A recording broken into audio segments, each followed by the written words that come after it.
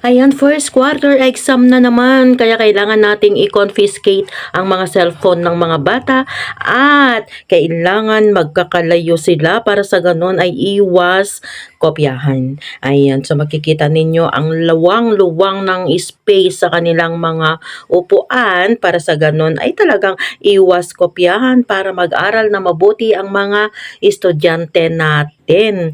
Ayan, so yan lamang, mangilan-ngilan lamang ang nasa classroom dahil ang iba ay nandito sila sa labas kasi para maluwang, para maikalat sila, para talagang iwas kopyahan talaga.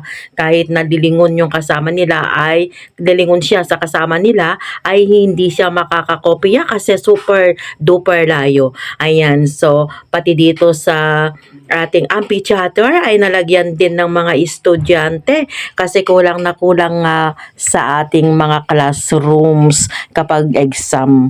Ayan, kaya yung iba nilalabas natin sila. Ayan, dito sa amphitheater.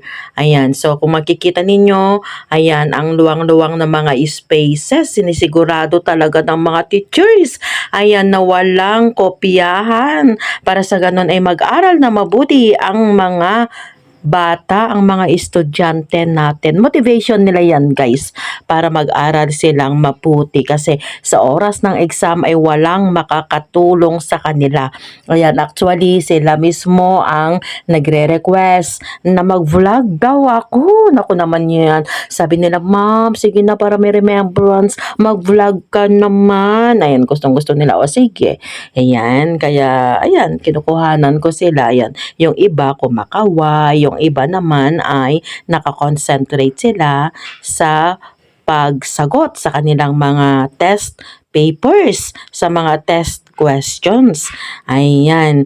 So, good luck na lang sa mga estudyante. Ayan, sigurado na nag-aral naman sila para sa ganun ay magiging mataas ang kanilang makukuha para magiging mataas din ang kanilang mga grado para sa ganon ay magiging masaya ang kanilang mga pamilya